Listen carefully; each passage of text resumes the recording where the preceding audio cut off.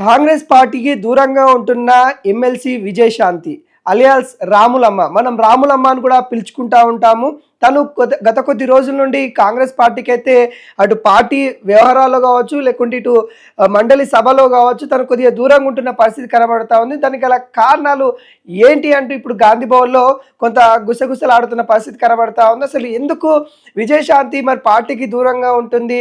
అధికారంలో రానప్పుడు కూడా కాంగ్రెస్ పార్టీలో తను క్రియాశీలక పాత్ర పోషించింది. అనేక విధాలుగా ఒక మహిళా లీడర్గా తను ఎదగడం కావచ్చు, తన యొక్క మహిళా లీడర్గా ఉండే అనేక విమర్శలు వచ్చినా కానీ తను అవన్నీ ఎదుర్కొని ముందుకొచ్చిన విజయశాంతి గారు మరి ఇప్పుడు గత కొద్ది రోజులుగా మరి పార్టీ నుండి ఎందుకు దూరంగా ఉంటున్నారనే ప్రశ్న తలెత్తుతున్న పరిస్థితి కనబడతా ఉంది.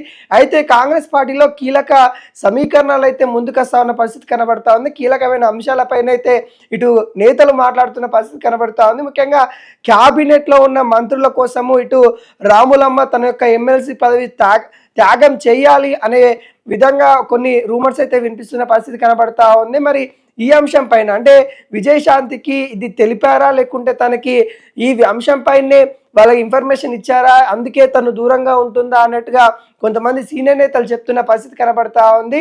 ఇటు రాములమ్మ ఇటు మండలి సభలో కావచ్చు, ఇటు పార్టీ కార్యాలయంలో కావచ్చు, కొంత అన్నిటికి కూడా దూరం ఉన్న పరిస్థితి కనబడతా ఉంది. మరి ఎందుకు సైలెంట్ అయిపోయింది రాములమ్మ అన్నట్టుగా ప్రశ్న తలెత్తుతున్న పరిస్థితి కనబడతా ఉంది.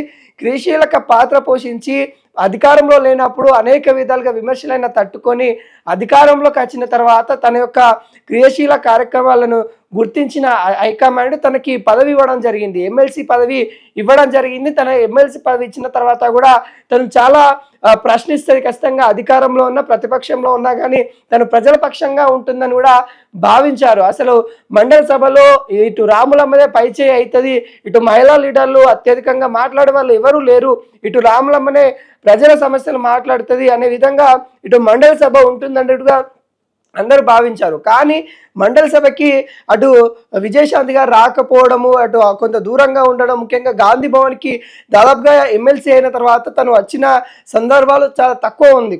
ఓన్లీ పార్టీ కార్యక్రమాలలో మాత్రమే వస్తూ ఉంది. అంతేగాని ఎటువంటి విషయాలు అంటే అక్కడ చర్చలు జరిగినప్పుడు కావచ్చు, లేకుంటే అక్కడ సభలు జరిగినప్పుడు కావచ్చు రాని పరిస్థితి కనబడతా ఉంది. గత 2-3 నెలల నుండి అయితే ఇంకా పూర్తిగా సైలెంట్ అయిపోయిన పరిస్థితి కనబడతా ఉంది. రాములమ్మ గల మౌనానికి గల కారణం ఏంటి అంటూ ఇటు గాంధీ భవన్లో చర్చలు అయితే జరుగుతూ ఉన్నాయి. అయితే దానికి గల కారణం ఒక మంత్రి పదవి కోసం, అంటే ఇప్పటికే అజారుద్దీన్కి సంబంధించిన మంత్రి పదవి మనకు తెలిసిందే.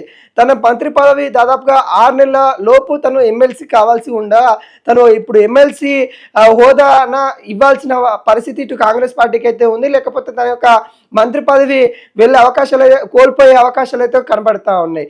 ఈ నేపథ్యంలో మరి రాములమ్మ సైలెంట్గా ఉంటుంది కాబట్టి తన యొక్క పదవి ఇటు అజారుద్దీన్కి ఇద్దామన్న ఆలోచనలో ఇటు కాంగ్రెస్ పార్టీ ఉంది అనే వదంతాలు అయితే వినపడతా ఉన్నాయి. దానికి సంబంధించి కూడా ఇంకా కాంగ్రెస్ పార్టీ హైకమాండ్ అంటే ఎటువంటి నిర్ణయం తీసుకోలేదనే తెలుస్తూ ఉంది. కానీ ఈ లీకులు ఏవైతే ఉంటాయో రాములమ్మకి కొన్ని లీకులు ఇవ్వడం అయితే జరిగింది. అంటే ఈ ఎమ్మెల్సీ పదవి తీసుకుంటారంట అనే ఏవైతే లీకులు ఏవైతే ఉన్నాయో వాటిని తనకు తెలియడం వల్లనే తను సైలెంట్ అయిపోయిందనే వాదనలు అయితే బలంగా వినిపిస్తూ ఉన్నాయి. ఏది ఏమైనా కానీ రాములమ్మ కాంగ్రెస్ పార్టీకి ఇటు ఏదైతే మండలి సభకి కొంత దూరంగా ఉండడం అనేక విషయాలు అయితే దుమారం రేపుతున్న పరిస్థితి కనబడతా ఉంది. ఇప్పటికే కాంగ్రెస్ పార్టీ జీవన్ రెడ్డి లాంటి సీనియర్ నేతల్ని కోల్పోయిన పరిస్థితి కనబడతా ఉంది. ఈ అన్ని ఇబ్బందుల్లో కాంగ్రెస్ పార్టీ ఉంది. మరోసారి కూడా రావులమ్మకి యొక్క ఎమ్మెల్సీ పదవి కోల్పోతుందా అనే వాదనలు కూడా వినపడతా ఉంది. మరి త్యాగం చేస్తుందా, అంత పెద్ద త్యాగం మరి రాములమ్మ చేస్తుందా?